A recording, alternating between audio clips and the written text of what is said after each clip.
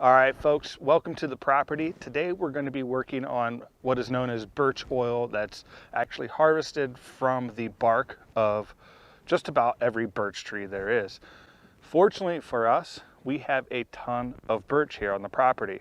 Birch likes to grow in a lot of moist areas, and well, we have that here. So we have an abundance of it, and we just wanted to do something with the birch on the property. Like I said, today we're going to be doing birch oil. We're going to be harvesting that. I'm going to walk you through the things you need, how you can collect it, what to look for in the woods, and how we're actually going to extract the oil from the birch bark. Before we get started, I just wanted to go over just the basic things that you need for birch oil. Here in front of me, I have a tall soup can. This actually is a tall SpaghettiO can that I just opened up today for the kids. And I took it, I rinsed it out, and we're gonna use this for collecting the birch oil when it drips out of the next piece that I'm getting ready to show you. The next piece here is a tin paint can. You'll notice that it has the top lid for this, and it is all metal. Make sure that you don't use plastic. It has to be a metal can. And I highly prefer or suggest to go to your hardware store or local hardware store and purchase a brand new can if you can. Brand new can for this project. And the reason being is you're going to be putting things inside the can, and it's going to be burning, and you're going to be extracting the oils, and whatever you have in a can or whatever the can was used for could be toxic or contaminate your oils. Before we begin, we have to go out and collect the birch. So the tree in front of us is a birch. It looks a little odd. It doesn't look like a typical birch just from the way it's shaped and kind of wraps around. Probably at one time this tree must have had something here, maybe a fence post or another tree that it wrapped around and it was fighting with. But nonetheless, this is a birch, and this is what's known as a yellow birch. And I don't know if you can see it on the video, but the way that the birch bark actually looks like paper, it's peeling off. And usually, if you see this, you probably have seen a birch before and just maybe not known what its name is. All right, so to give you guys another look at another birch tree, the one that is curled over here is the one we were just looking at. Now, this is a birch as well. I'm giving you guys a little close up here.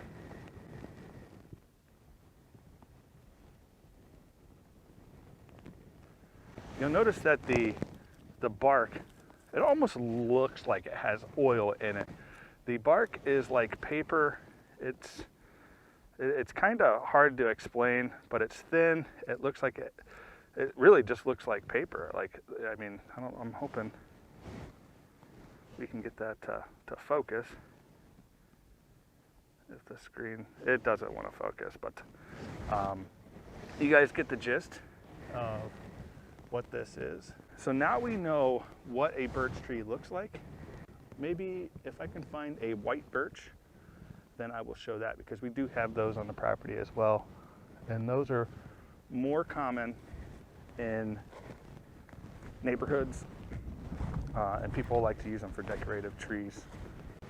All right, so here we have another birch tree. This one it looks like it's at the end of its life, but I'm still not going to harvest anything off of this tree. Oh man, did I find a mother lode here. It's not a tree on the ground, which is what I'm looking for. This is another birch that is dead. Oh man.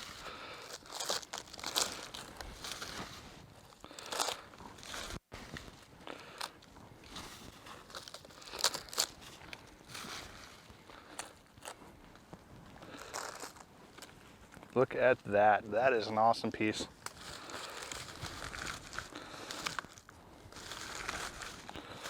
Bag's getting full.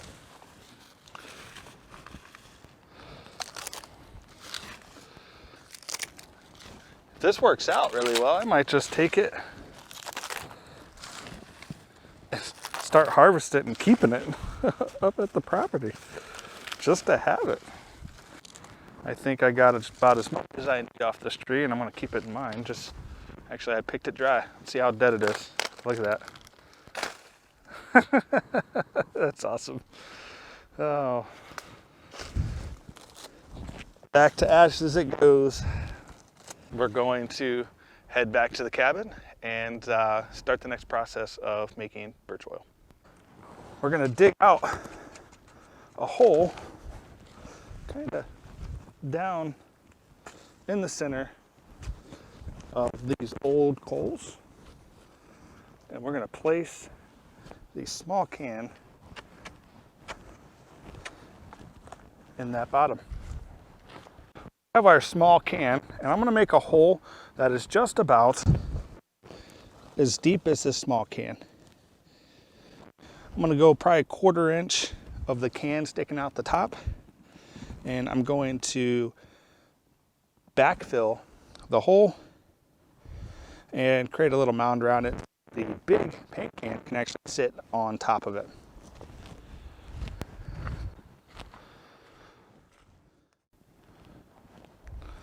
All right. So I have the paint can here. I'm going to pop the top off. And we're actually going to poke a hole in the top of the can. And the reason I'm poking it in the lid and not in the actual can itself, for one main reason. I might want to reuse this can again, whether it's burnt or not. Out here in the woods, you know, you don't want to ruin something that can hold water or hold just about anything. Now we just have to put a hole in the lid and we can get on our way. I'm putting the lid on top of this stump. I'm going to use the screwdriver and just tap a hole right in it.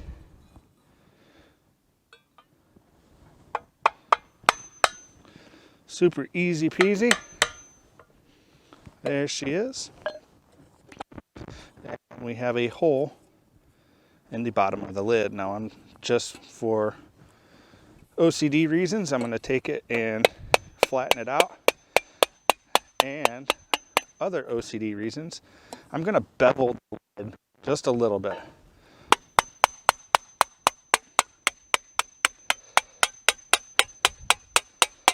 And really, what I'm doing is I'm stretching the metal here on the center, flattening it, actually changing too much of the circumference of the lid so it still fits.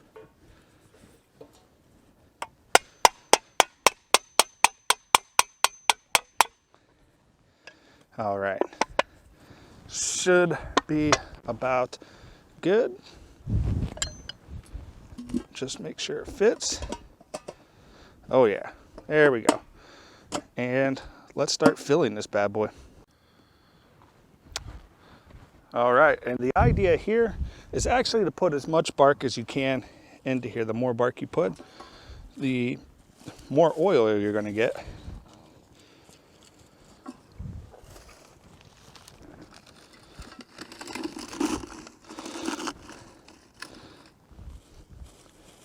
I've seen people take their time and actually roll this up to get it really nice and tight. And for this purpose, I'm going to take the paper-like stuff and we're going to just cram it in here. I can tell you, I definitely got more than I needed,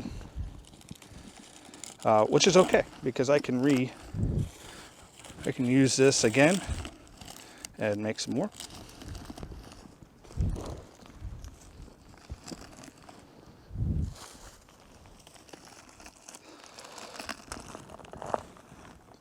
All right, that is about it. We have the bucket full of birch bark and we are going to close our lid.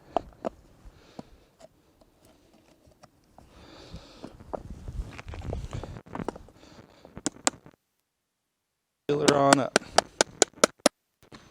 All right. Now we can let the boring part begin. All right, guys, so we got the can in the ground, and what we're going to do is we see the hole right here.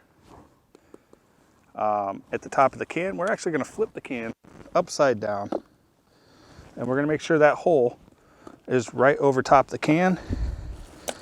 And again, I'm just going to pull some of this charcoal, and you don't need charcoal. This just happens to be our burn pit. You can actually use mud or dirt. Unfortunately, all we have here is mud right now.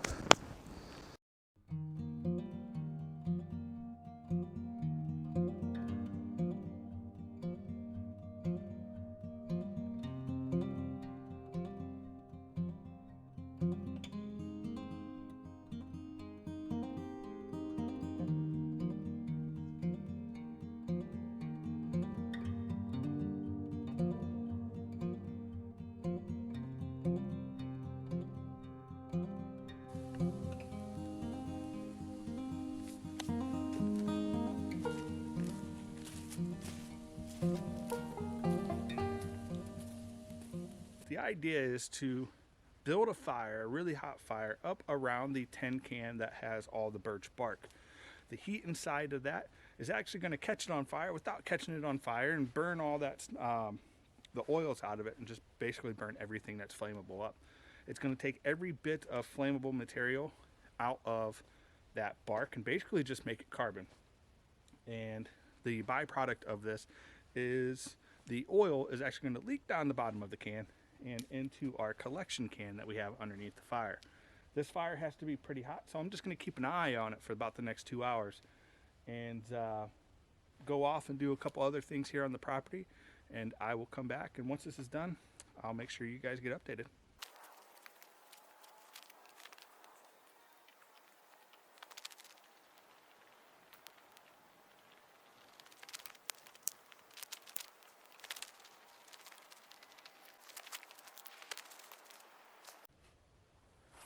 All right, so it's been about a little over 2 hours, and we're going to start removing some of this wood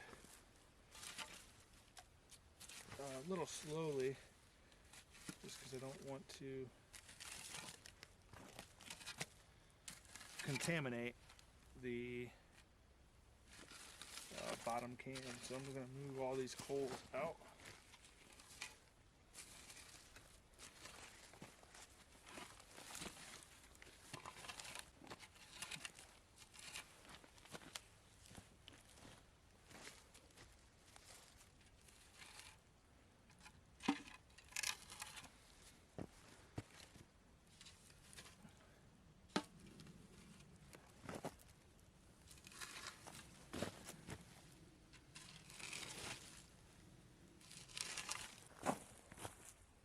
Alright, so it looks like I forgot my gloves, so this is going to be a bit tricky, but we're going to get this can out with sticks and lift it, try to lift it straight up. Oh, didn't want to get anything in there. Alright, so we took the can out. That's we're going to let this sit for a minute. And what we're left with is the oil. I can actually see some in there. You can see that there is liquid in there. So let's get it out of there and check it out. All right, so we have the final product here. You can see it on the stick. It is really like an oil substance. The smell of it smells like burnt oil. And we got quite a bit in there.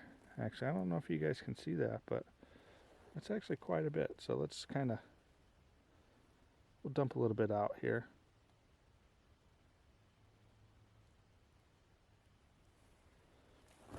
Put this down. All that rendering, and it really is just an oil.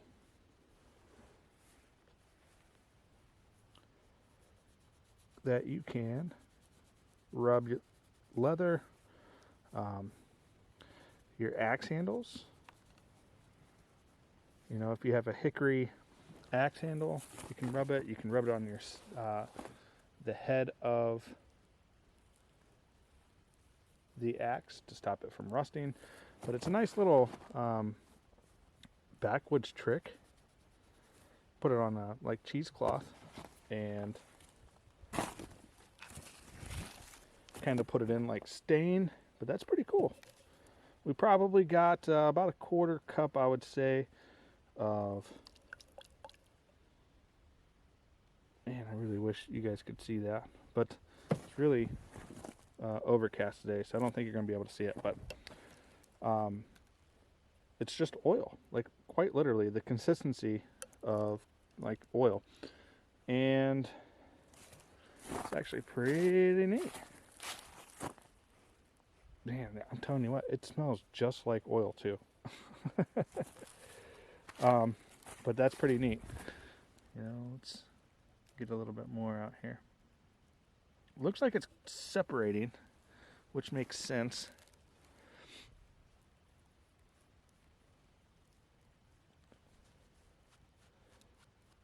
And the oil, like I said, it is a legit oil. Looks like it's separating, and online I seen some people did a like essential oils out of birch oil. So I'm gonna go look that up and see about that, because